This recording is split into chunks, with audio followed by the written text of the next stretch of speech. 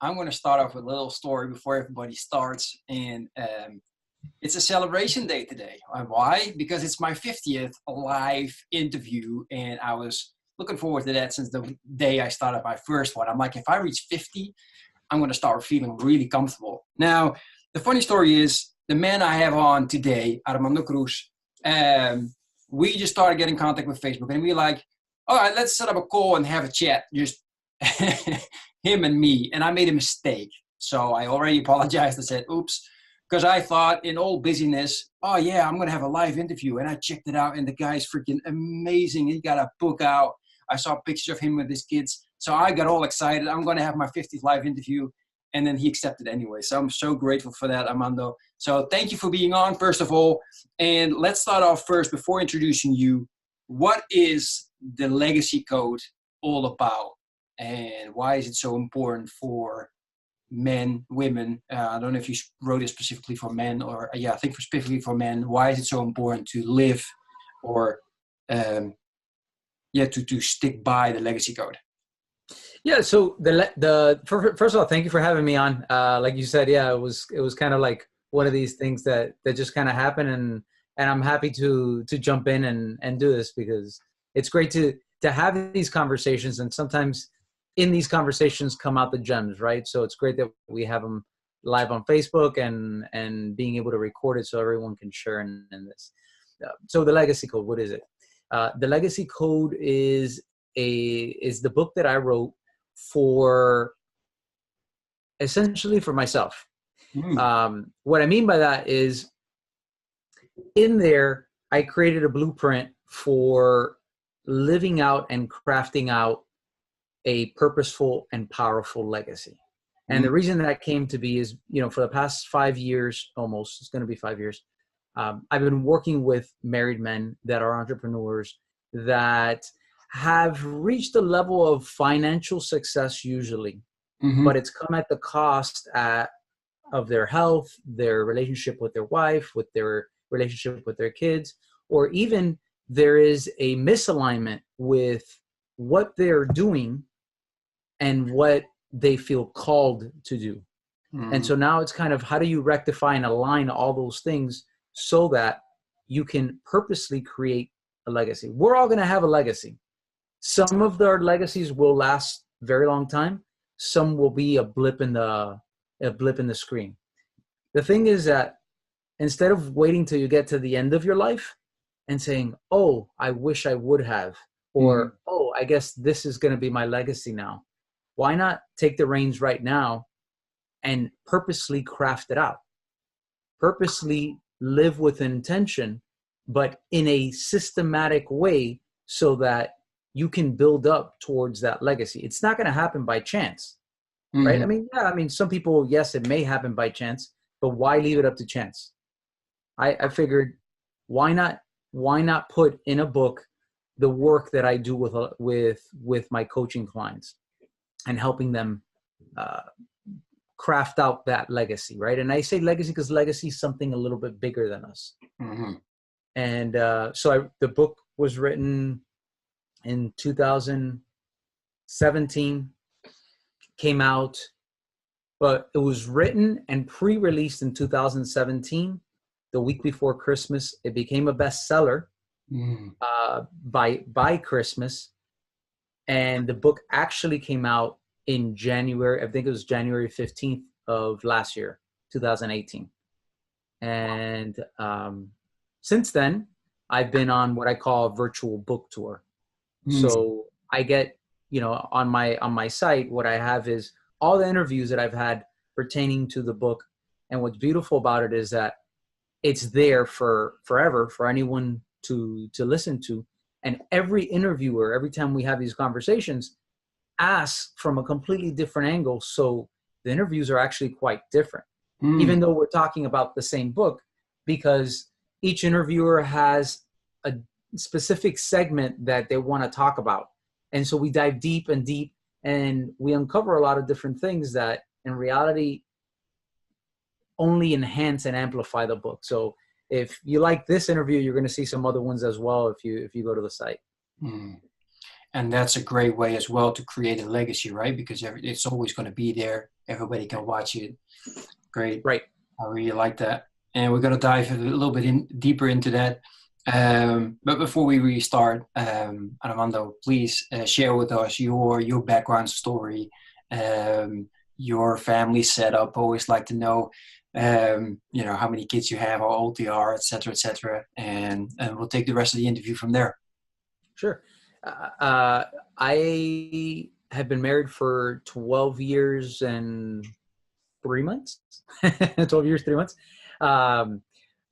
To my lovely wife.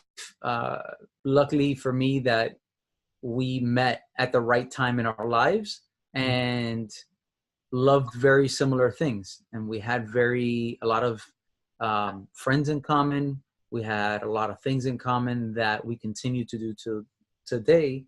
And now we've gotten to instill them into our children. So I have 3 kids. I have a 10-year-old boy, a 7-year-old girl, and a 4-year-old boy. And each one of them, it's been a beautiful adventure, to say the truth, because they each we see where we come out in them, but then we see where they kind of shine on their own. So we're like, oh, that's you. Oh, that's me. And I was like, I don't know who that is, but that's definitely not either one of us. That's them. That's really them, and it's been fun to see them. The older two, obviously the characters and their personality traits have really started to bloom. The little one, we're getting the hints now at 4. I'm excited to see how each one of them continue to evolve. But I'll tell you, it is very scary. I've always been the type of person that love kids, but I say scary because you want the best for them, right? And you don't always know if you're doing the right thing. And so sometimes you're like, is it doing the better thing short term or do the better thing possibly long term? And even then you won't know until years later. So for me, fatherhood has been quite an adventure. Regarding my story, I always like to say I'm a connoisseur of experiences.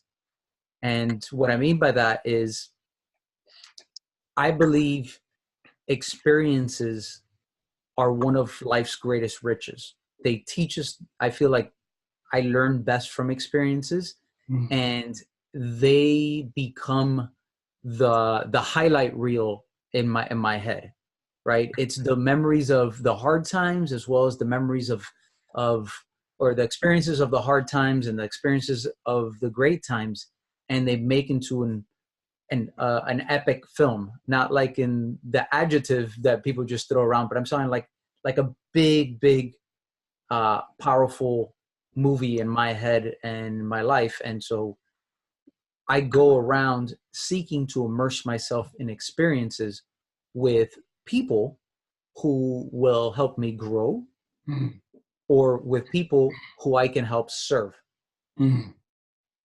Right. I don't know. Is there something else that you wanted to know, or?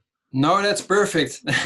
I mean, I already have all my questions ready to go, and with what you just shared with me, I got even more questions. So you mentioned, and of course, that's one of the things of Become a Fearless Father. We're all scared. However, we all know that we're going to be scared. We know we're going to have fear. It's just the way that you treat that fear, the way that you handle it, to make sure that you become a fearless father. And as I mentioned from the pictures that I saw, man, you, for me, definitely an example of what a fearless father looks like. That's why I shared that one picture with you on the playground. It reminded me so much of me. I just love going with my kids to the playground and just tear it up and just go crazy. So that kind of ties up what you just mentioned. You're trying to create experiences.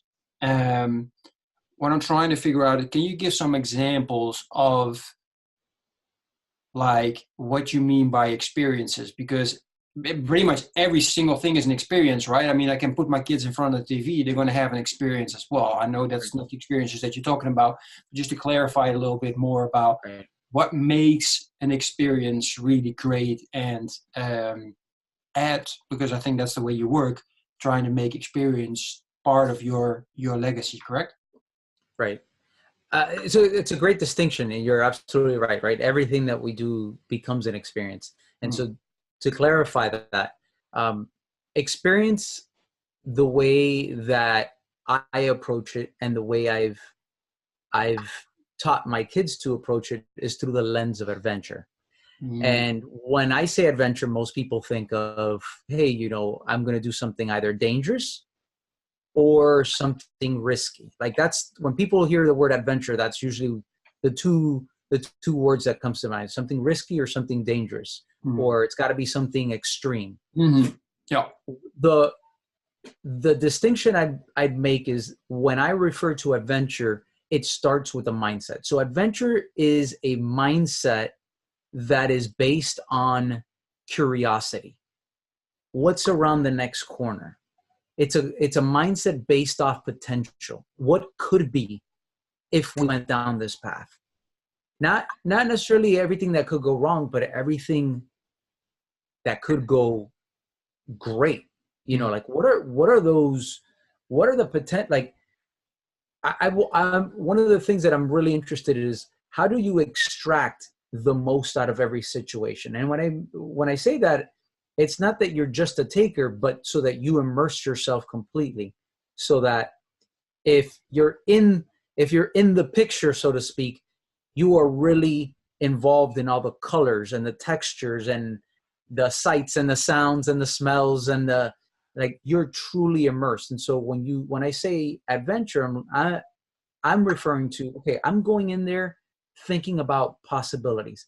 How can we make going to the grocery store an adventure? And thus make it an experience that we can tuck away in our pocket, so that in the future we can draw back on, wow, that was a really cool thing the way we did it. I mean, I'll give you an example. We have a grocery store a mile away.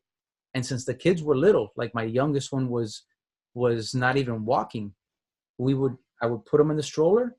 I'd this was just to go pick up a few things. This is not a regular grocery run. This was just to kind of kill time and get them to immerse themselves in something a little bit different. So I'd hike or I'd walk with the kids for a mile, and then we'd get something there, drink some water. Sometimes I would bring a big backpack, like a big hiking backpack, and I would fill that with whatever we needed in there, and I'd come back. Other times, we'd go along the way, and we take a little bit longer route and look for animals. We have a lot of iguanas here, and we have a lot, so we would look at the iguanas, and it's just along the way. What I intended to teach them was, yes, we're going to the grocery store, but realize that the journey is much longer than the time that we're there at the destination. And so how do we pick apart these moments of magic, if you want to call them, where we can stow away and remember them as, oh, this was really cool. We saw this massive iguana that looked like a dinosaur. Oh, we saw an alligator. Oh, we saw a duck flying across and almost get hit by a car. Whatever, like stuff that, walking with your siblings and your dad down the street, or not down the street, down the sidewalk, and just being a part of the rushing cars passing by and feeling the power of that. So it's not like, oh, don't rush into the street. It's like, oh, feel that, because if you rush in the street, that's what's going to hit you, right? So it's not just, it's immersing yourself in that experience. Wow, I like that. What popped to my head right away was Bruce Lee. I don't know if you've ever seen it, where he's teaching his student and points to the moon, and then teaches that it's not just a finger, it's not just the moon, but it's also the whole journey in between. I was like, right. I like that. I really enjoyed that explanation. And the way you explain it, because that's one of the things, right? Because you can tell you have grown, you have made that journey already. And what I've noticed most of the times is with fathers that have not, that are struggling, that don't know, and then look at somebody like you, it's like, and then all the things come in their heads like, oh, I can't do that. How should I do that? Well, the example that you just shared is so simple. Basically, anybody could do that. Just regular basic things that you usually do. Bring your kids to school, pick them up, go to the playground. Just look for, what can I do today to change that a little bit and turn that into an extra special adventure. I understood that correctly, right? Yeah, you're perfect. Nice, because I got really excited. I'm like, I gotta change it up a little bit more, even going to the playground next time. So that's great, man. I appreciate that. So what's then, because I can also understand that, you know, you're trying to create a legacy, of course, that's important. Most people don't think that way. However, more and more people starting to immerse themselves with, hey, you know, this is the life and we got to leave something great behind. Now, how should somebody start, or what's like the system to take the first steps towards making that a reality? Because I can also understand like people saying, wow, now I'm already like, no, sorry. Let's start with the first question. Is it, and this is a close question, I'm sorry, but is it age constricted? Is it, or does it have any constrictions to decide, okay, today I'm going to decide I want to build a legacy, and what would then be the next steps? There are no age restrictions at all. Mm. You can start like today, you know, the saying that says, you know, when is the best time to plant a tree? It was 50 years ago. When's the next time? Right now, right? So wherever you find yourself is the perfect time. If you're hearing this message now, it's a perfect time if you've never done it.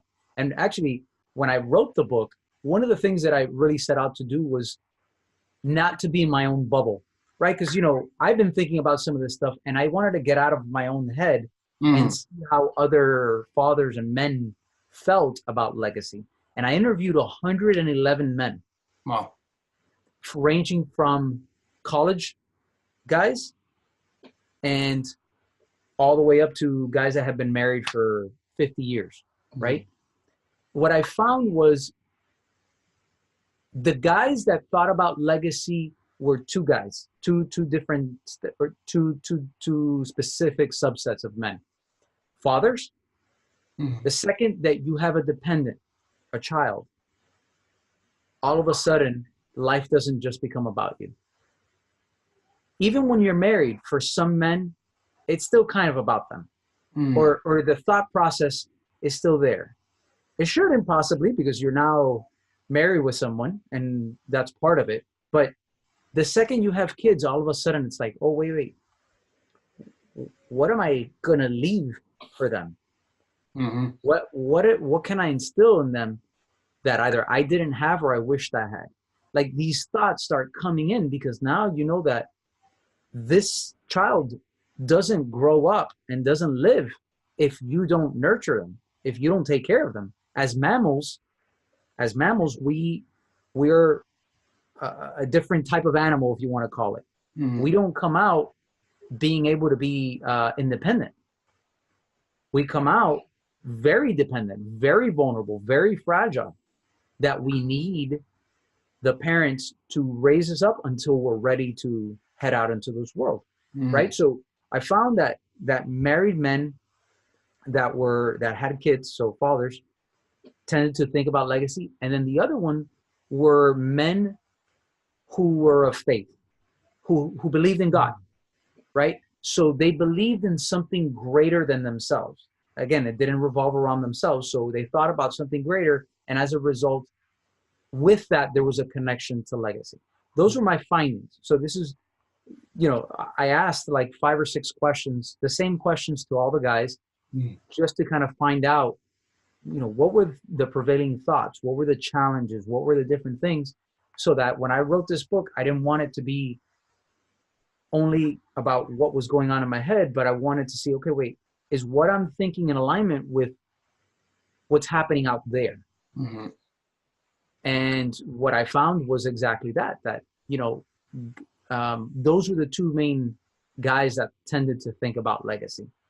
The other guys, like the single guys, again, there was nothing wrong with them. It's just, it wasn't one of their most prevailing thoughts.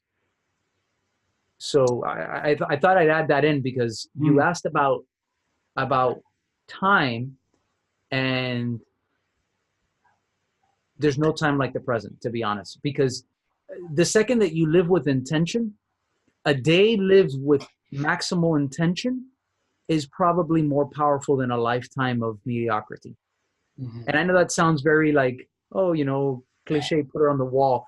But what I'm saying is that if you've ever been and this is in all honesty, living a day in the most extreme in the most extreme situation. Most people will never have to go through something life and death. But if you've ever talked to anyone who's ever gone through something that's life and death, such an extreme situation, they can easily tell you that you live a lifetime in that 1 day, 2 days, in that 1 week that they were in that situation, or a year or whatever, right? Because that intensity brings about a richness and a fullness. You know, we talk about now with TVs, that 4K, and you look at the picture and it's like, it's almost jumping out at you. That's the difference, that living with intention. It's like that 4K picture versus the staticky, you know, bunny ear antenna TVs that is, you know, grainy and so forth. That's the difference. So don't think that because you're 50 years old or 60 years old or even 70 or 80 years old, that's it. You know, the time is gone. If today is the day, then today is the day. Live it fully and be completely in alignment with it. Wow. You shared a lot of really valuable things. And also at the same time, things that most of us are really struggling with, like being present and intentional is not something that just, you know, comes with a snap of a finger. You really have to be intentional for being intentional, so to say. And I've noticed that more and more.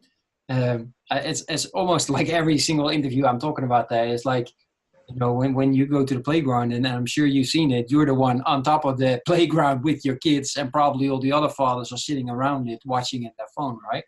And that's that small difference between being intentional or being just there, right? Right. How would somebody go about going from never being really intentional, sitting always there in the park with their phone, to then all of a sudden decide, okay, yes, now is the moment. I must step out of it. I must do something different. What are some easy hacks that they could start with? And I'll give you one example for the people that are listening. That for me is like the best thing. I left this bloody thing at home, right? So every time I go pick up the kids, I drop them off. This thing just stays at home. I don't care anymore who has to call me, who needs what. It's just like, and that really helps. And what are some of the other hacks that you've seen that have really helped within your life? I'm going to take a step back for a second from that. And I think because we're a society that's looking for hacks. And, you know, when I hear the word hack, it's just that, you know, a way to kind of game the system and gain an advantage, right? So I think you're doing yourself a disservice when you think about it as, oh, I need a hack, as opposed to I need to get clear. I'll give you an example.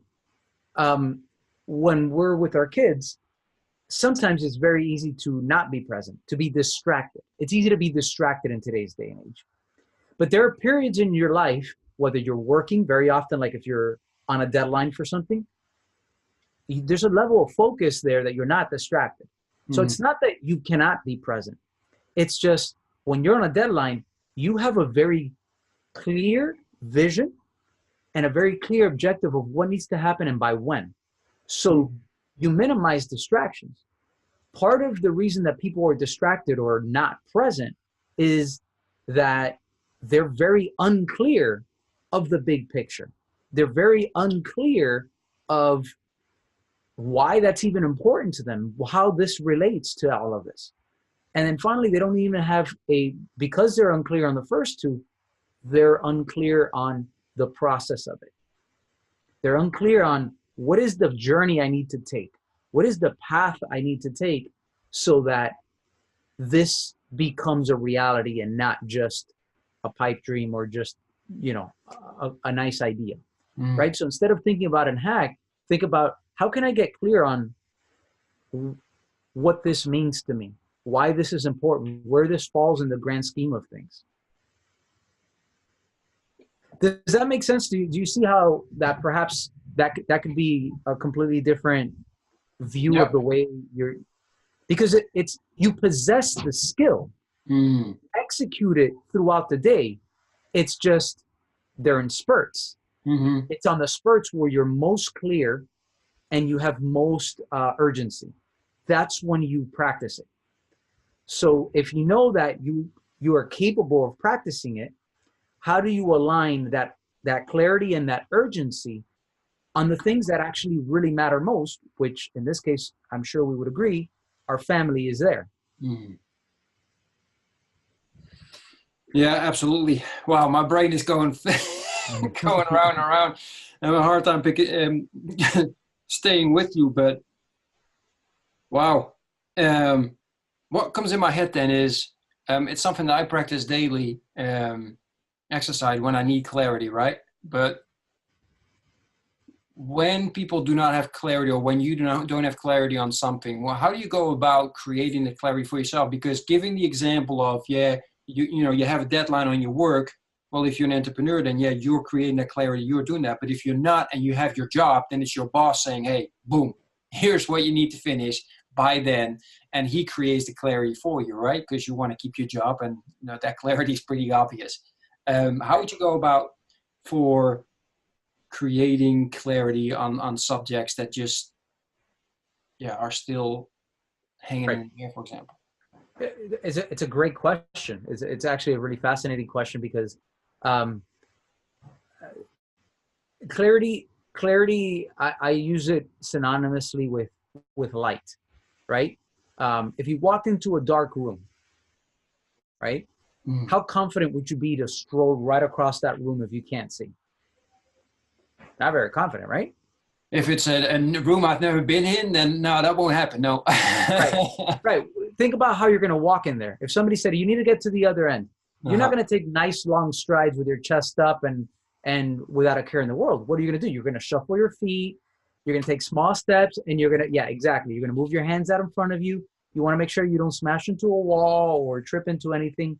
You lack clarity. Mm-hmm. You don't have the light to see where you're going. All of a sudden, I flip on that switch. What happens to your posture and your confidence? Mm-hmm. It goes through the roof, because you can see any obstacles in the way, and you can also see the path around them to get to the other end of the room, right? Yep. Well, it's the same thing. So the question is how do you turn on the lights mm-hmm. where there's darkness? And there are several ways. One way is having somebody from the outside that can help you look in, right? Because we understand that perspective really shifts what we can see. There's a saying that I share with my clients is, you can't see the picture when you're in the frame, right? Mm-hmm. And so you can borrow someone else's perspective, someone that you trust. It could be a good friend. It could be a family member.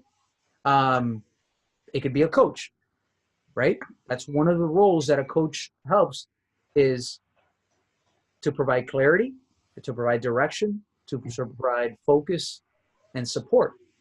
Like, those are roles that as a coach, you provide for your client. Another way of doing that is a series of asking yourself questions. You see, your brain works with closing off loops. It's a pattern-seeking machine. And there's a pattern that says, if a loop is open, I need to try and close it. So the quality of your questions directly relate to the quality of your life. Mm-hmm. And the reason is because if you say, why am I always an idiot? You're going to answer that question. You're going to answer, why am I always an idiot? If you say, why can't I be consistent? You're going to figure out all the reasons why you're not consistent. Now, you may be asking it that way, but in reality, what you want to be is more consistent. Mm-hmm. So the question then needs to be, well, how can I be more consistent? What's one thing that I could do today that can get me one step closer to being consistent? And going back to how do you gain more clarity? What is it that I really want for my life, right? So I think you had asked a few steps before. What's that path to creating that legacy? Mm-hmm. And it all falls down the same thing. The first thing is awareness. You have to have awareness. First, that there is legacy. First, that you want something more than yourself. Mm. You want something more than the present moment. The second part is, okay, well, now I got to get clear on my vision. And it's, all right, well, what is it that I would really like? What would I really like to create? What would I really like to contribute? What would I really like to become? Or who would I really like to become? That who part is an interesting one because, and I know I'm kind of jumping in a tangent here, but I want to break off because we talked about the journey. Mm. And the journey is the training ground to help you become that person that you need to be at the end of the journey. If you've ever taken a long journey, I love doing ultra marathons and going on adventures out in the wild for multiple days. The person that leaves that adventure is very different than the person that started. Mm. You learn something in that journey. You learn how to cope with discomfort. You learn how to be able to take one more step when your muscles hurt or when you're thirsty or when you're tired. You learn how to do that. And so the person that started the race or started the adventure and finished it is a brand new person. They've become someone else because of the journey. So when you say, who would I like to become? It's not that you're trying to become another person, but like a caterpillar becoming a butterfly. When you make that transformation, it's not just a brief change to only return. It's an actual metamorphosis, and it's an actual transformation. You take one form and you leave that form behind to become another one. And that's what I mean by who would I like to become, or who do I need to become to create this vision? Does that make sense? Yeah, absolutely. So Yeah. that's step 2 is the vision part. Step 3 is understanding the purpose, right? We've heard purpose all, what is that why? What is that engine that's going to drive us? And I think what people miss is that there are 2 types of purpose. There's that capital P purpose, like why am I here purpose? And there's the very specific purpose in each individual thing. So yes, what's my bigger purpose? My family. Like they're going to drive me to do and become better. Mm-hmm. But what's the immediate purpose? Well, if I'm trying to grow my business, well, what's driving me is building up the cash flow for the business, because that's going to give me the freedom to do X, Y, and Z to be able to serve more people. Okay, great. So you can have the bigger one, but also get down to the specific purposes for each individual task. Right? So now you have an awareness, you have a vision, you have a purpose. The purpose is that engine. The vision is the destination. Mm-hmm. And now we got to get there, right? We have where you are. We have where you want to be. We have the engine that's going to get you there. Now we need the process. The process is that blueprint, is that map of where we want, the path that we want to take. And the beautiful part about this is that there's not just one path. And this is where we need to go back and understand and have the clarity that that path, in order for it to really resonate with us, needs to be in alignment with our values. If I were to say, at the end of a year, I can guarantee you that you'll make $1 million.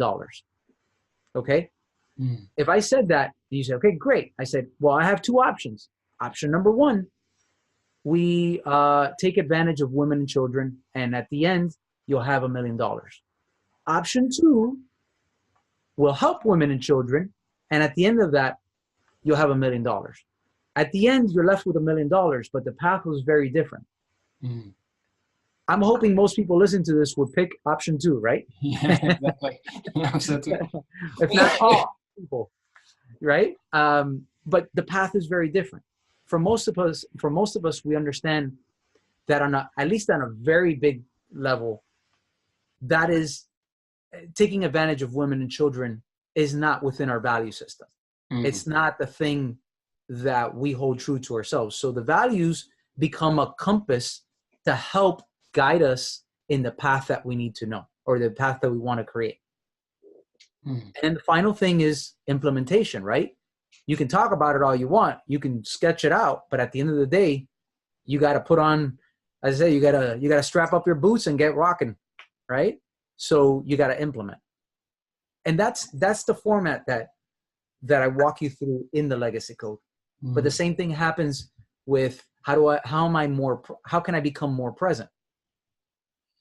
Let's be more specific. How can I be more present when I'm with my family and with my kids or with my wife? Great. Let's go through the bigger thing. What's the bigger vision?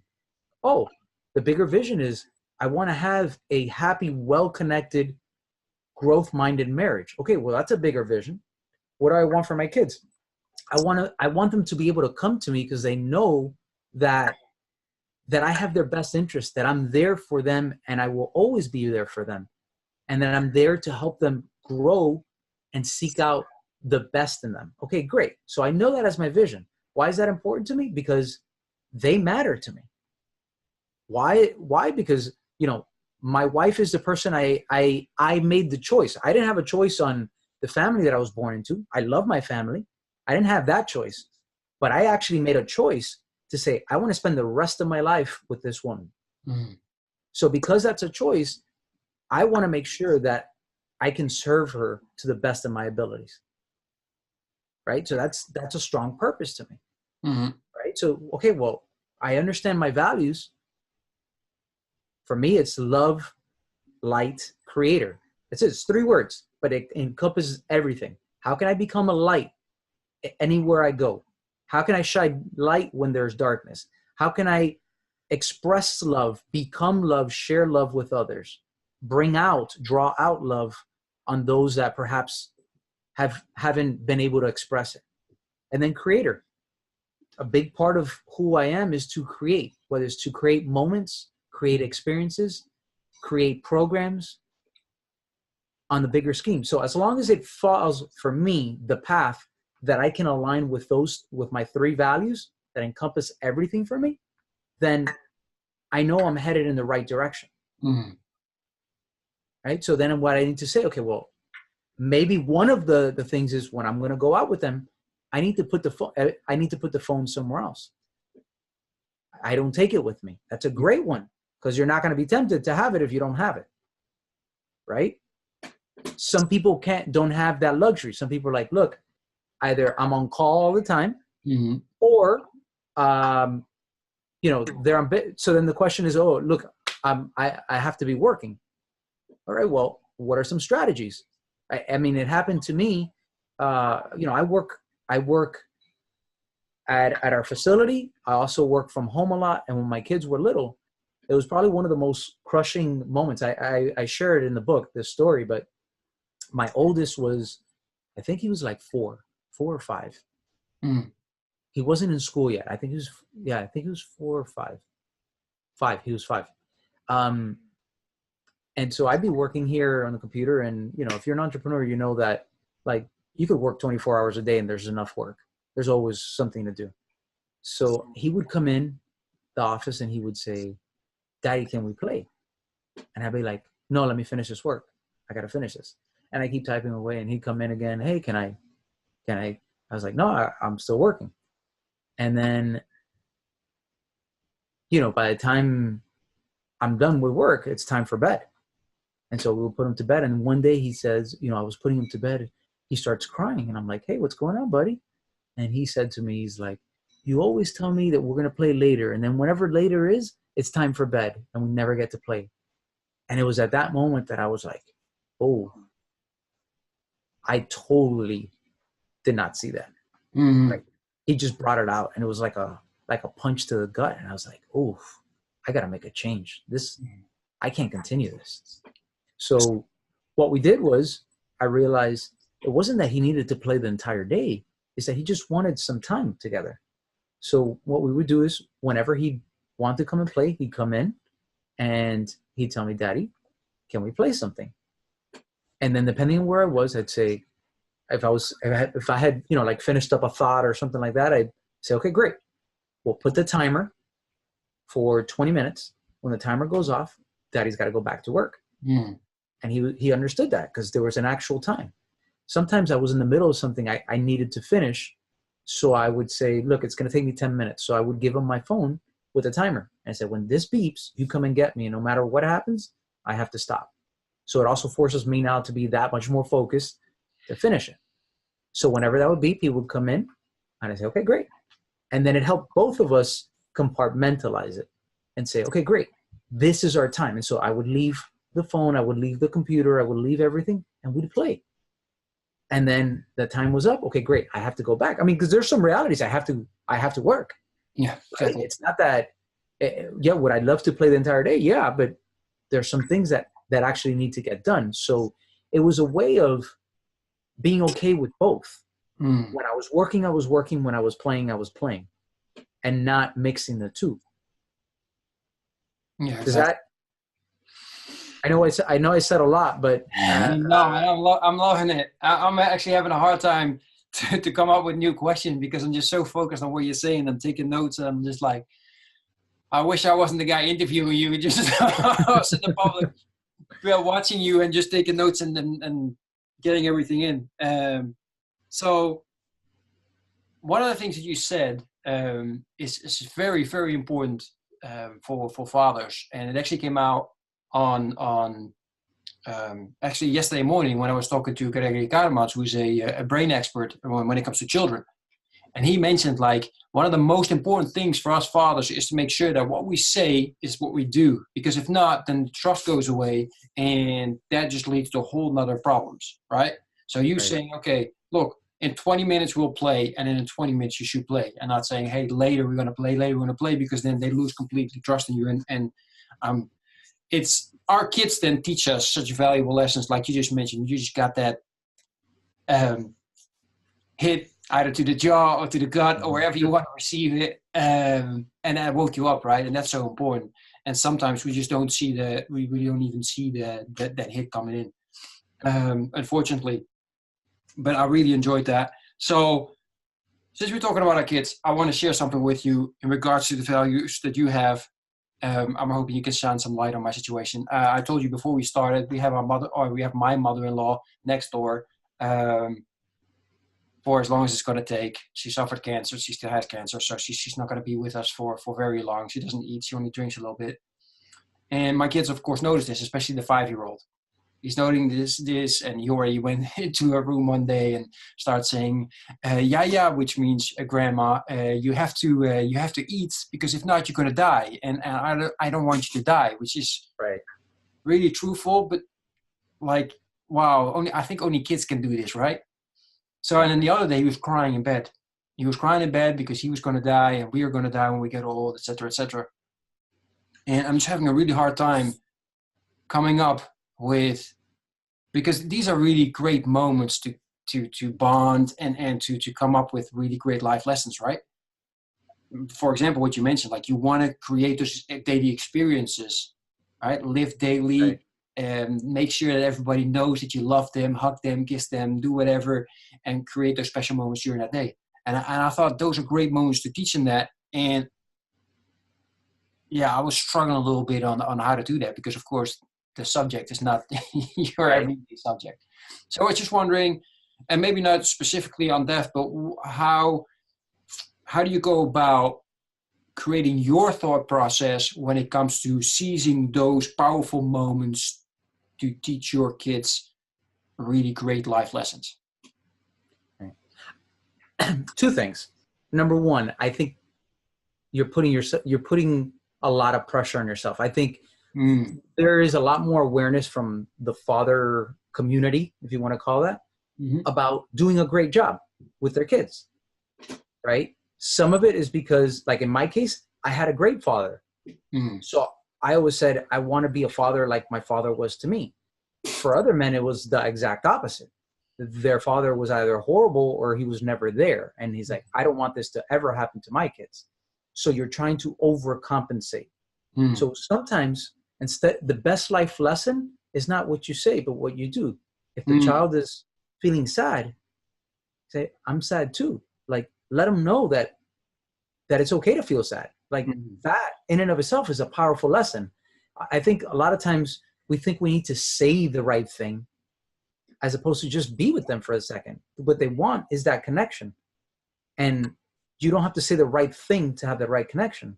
You literally just sitting right next to them can be a really intimate,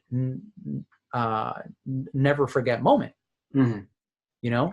And part of it is that, you know, it's obviously it's easier for me to say it from out here because I'm not attached. There's no emotion for me in that moment, which can be hard. It helps, it blinds us at the time. It's a tough one, right? But one of the things that you'll find is with kids, what you think that they're, oftentimes we project what we think that they're thinking on themselves. And what I mean by that is if you said your 5-year-old was sad because Yaya's dying, and he sees that and he's sad about it, and now is like, wait, but if she's dying, that means Daddy and Mommy are going to die, and that means I'm going to die. How do I freak out about this? I said, well, hold on. What have you told Yaya that you love her? What can we do to make her smile today? Like, now make it a challenge for him to interact, and like, she doesn't have that many days and hours or weeks. So how can he how can he make that time special so that he never forgets her? So he knows, like, man, I was there on that moment. And I remember when she held my hand. It's like the little things. I remember when she smiled at me, or when I did this silly face and her eyes lit up. You know, it's those little things that they go a long way. You don't have to be, you know, it's not like, again, I think it goes back to this idea, this pressure that we have to say the right thing instead of show up honestly. And sometimes the most honest thing is not being able to say anything. I'm at a loss for words. I know, it makes me sad too. And that's it.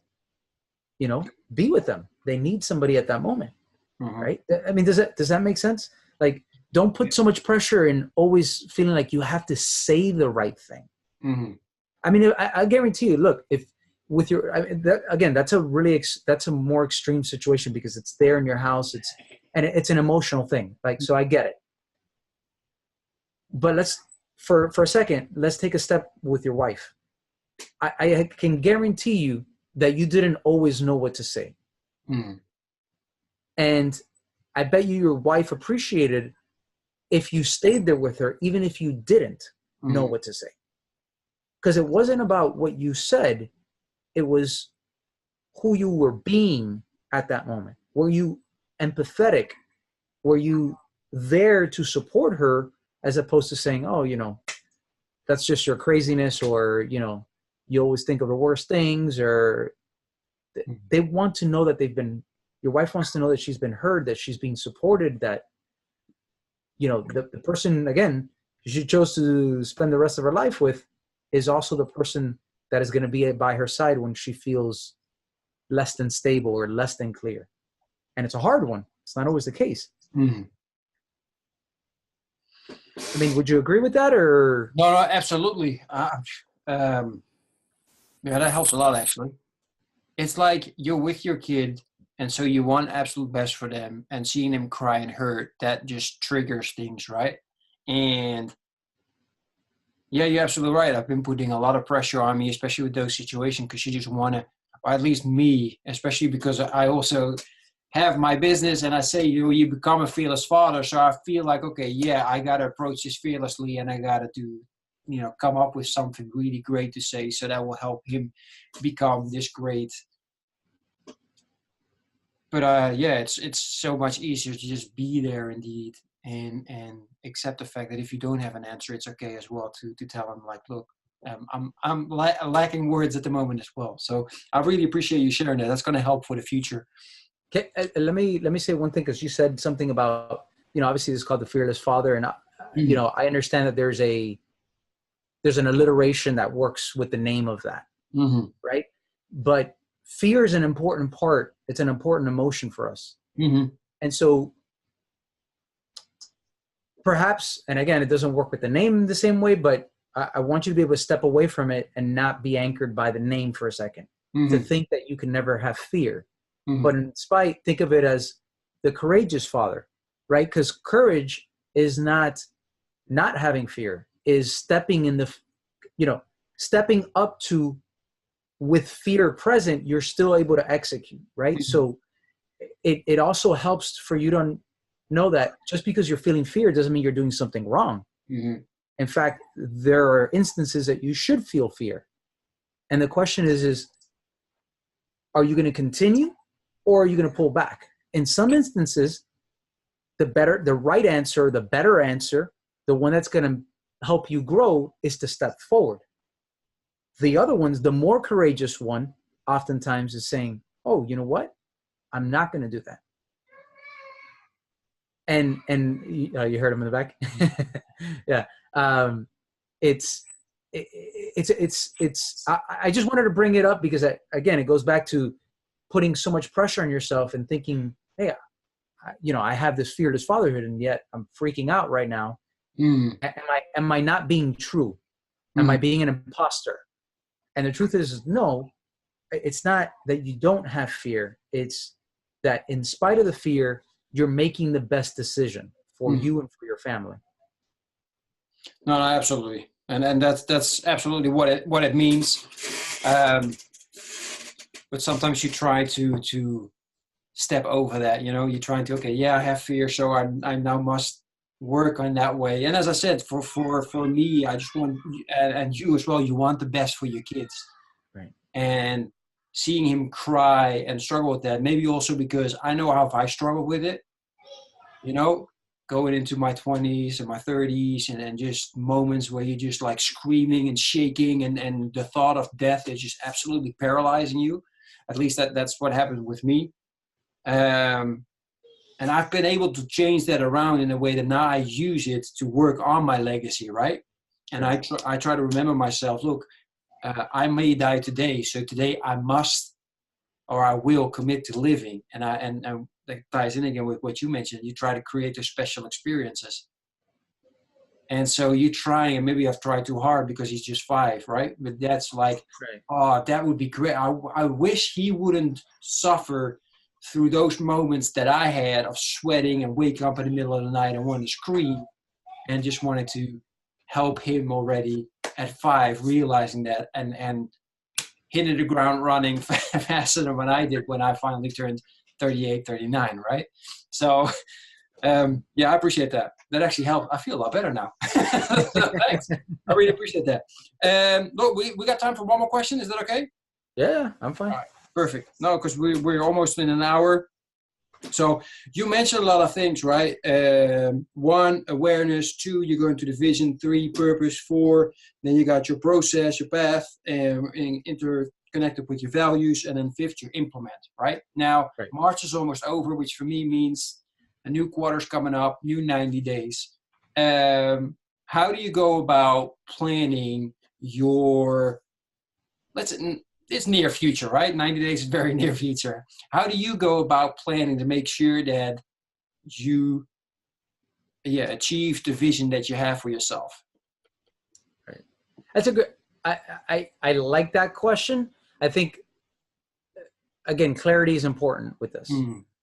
So when we're looking at vision, usually the vision is a little bit more than 90 days, right? So like we're talking a bigger thing. But in order to get to that, you need to have these shorter term, let's just call them goals or progressions. So, I mean, my wife and I meet every week for 90 minutes discussing how we want to grow our business, grow our family, grow our life. Like we actually meet and discuss. We have a format and we just actually talk about it and work through different things and get clear on what it is. And then we set up an action item. Okay, what are the next things we're going to do over the next 7 days before we meet again? And it helps to keep us going. It keeps it in the forefront and keep us focused on that next step. So while you have the big vision, you also have to know that if all you're doing is looking that far ahead, you'll trip along the way because you're looking too far ahead instead of what's directly in front of you. Right. This past November, I ran my first 100 miler through the mountains. Wow. And it was one of the most amazing things, yet one of the most painful things. Yeah. By the time I was at mile 27, 28, every time that I would go downhill, my legs felt like I was being stabbed with knives through my quads. And I was only a third of the way. Yep. So if all I was thinking about was 100 miles and I was only at mile 28, 27, 28, there's no way I would have finished. What I was thinking about was, look, there's an aid station where I can fill up with water 5 miles away. Get to that. Once you get there, fill up, regroup, focus on the next aid station.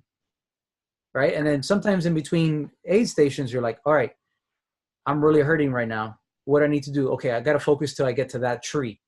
So that's the thing. So you have to like be able to break things down to where you are right now. Like meet yourself where you are right now.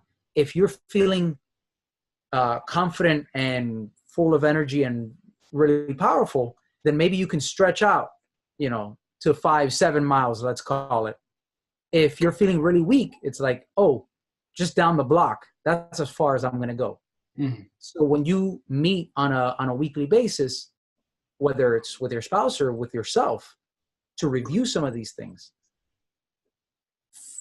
be okay with where you are right now. If you're really overwhelmed, you haven't slept well, you've taken a few hits, whether a few sales didn't go through, or you kind of fell through with some of your workouts, or like you weren't the best, you didn't communicate best with your kids and you kind of blew up on them, and now you've had all these things kind of building up and you're like, all I need is a little win right now. I just feel like I'm doing everything wrong. Yeah, don't shoot for the stars. Just go, a few steps down the block and say, can I do that? And build back up, build back the momentum, build back the strength, build back the confidence. And so it's in flux throughout. And I think if you let go of some level of rigidity and play with, or have the rigidity as stepping stones, but in the meantime, have some fluidity to be able to work with where you are at the moment. Do you understand what I'm saying, or no? Yeah, absolutely. Yeah, I like that. That's actually something I'm going to start implementing as well with my wife. We were stepping it up each single time. So before I was just planning my own week and not sharing it with her. That came into a lot of problems. As you can imagine. By the way, that is exactly why we started doing this. Yeah, right. So I've been there. And then now I just share quickly with her agenda. Good thing is that these interviews are always planned in times that, neither my wife nor my kids are here. So I have all the liberty to do what must be done in the quietness. But I really like that because it's more time. For now, it's 5 minutes for us, just me saying to her, like, hey, this and this is what we're doing. But I'm assuming in those 90 minutes, you're also evaluating, like, how did the last week go? What do we want to work on next week? So I like that. So that's another thing to step up my game. And that's why I love these kind of live interviews, is that it helps me every single time that I do them to just think about, okay, yeah, I had my higher self, my next steps to take. And I just add stuff to make it like a really strong foundation and start continue the building. So I really appreciate that. Yeah, man, we've been on for an hour. The last question I want to finish with, Armando, one, where can people find your book? And two, how can people stay in contact with you? How can they follow you? Sure. The book, go to legacycodebook.com. And there you'll find some, like, all the stuff for the book. So legacycodebook.com. The hub of everything is Armando, Armando, Cruz.com. And you can find me on Facebook. That's usually where I'm at. It's the Armando Cruz. And I post there. And for married men, if you want to be part of our group, we have a special group for married men. It's called the Rich Man Life. And we didn't really talk about it, but rich is not just like, this is not about having money. Rich is something that I kind of redefined into a value system that really was focused on helping a lot of my clients, which was, it changed it. You remember I said, your values become a compass so that you know how to show up in each situation. And so RICH stands for respected, inspired, connected, and happy. And so if you were to ask yourself, should I do this? Well, okay. If I'm going to do this, am I going to be able to show up as a respected man? And so you define what respect means. What a person who's respected, how do they act? Are you being that in this moment? Are you coming from a place of inspiration, meaning coming from the inside out? Something that you're driven, as opposed to feeling something like people always talk about, oh, am I motivated? Motivated is just getting you to do something you don't really want to do at the end of the day, right? Whereas inspiration, when you had moments of inspiration, it's like nobody needs to tell you to do anything. In fact, people probably need to stop you from doing stuff because you're so like driven to do it, right? So how do you align with whatever task or vision that you have so you're coming from a place of inspiration? How do you connect so that you're fully connected to of whatever you're trying to do with the people around and with the impact that you want to make? And then happy, how do you bring joy to that? Because I think most of us want happiness in our life. So how do I align with this? How do I think about this so that this becomes something that either I can step into joy and happiness, and also how can I deliver it? How can I share it and gift it to other people as well? And so that's kind of the premise behind RICH, is redefining it as a value system. So you can look it up. It's Rich Man Life. It's a group on Facebook that we have, and just talking about different subjects like that. Fantastic. I'll make sure that people that are watching or listening to the replays, all the links are there so you can check it out.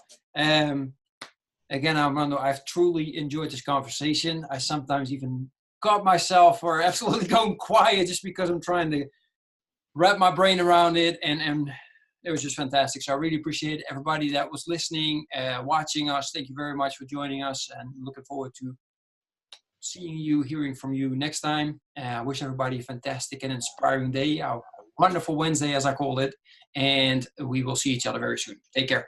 Bye-bye. Bye. Are you still meeting up with your friends now that you're a father? Kids making you stress out. You got no time for yourself to work out, read, or relax. Can you still remember the time you were hanging out with your friends, feeling energetic, happy, and confident? Spending time together and talking about your life and your crazy dreams. You're feeling alone now, don't you? No one to share your challenges with, and you're just running around from one storm into the next. Well, it's time to change this now. Join me and the Brotherhood of Fearless Fathers to speak on a weekly basis with like-minded dads to crush your challenges, face your fears with determination, be held accountable, and regain control of your life. If you want to become the hero your family needs you to be, then go to becomeafearlessfather.com/brotherhood. I'm looking forward to seeing you on one of our next calls.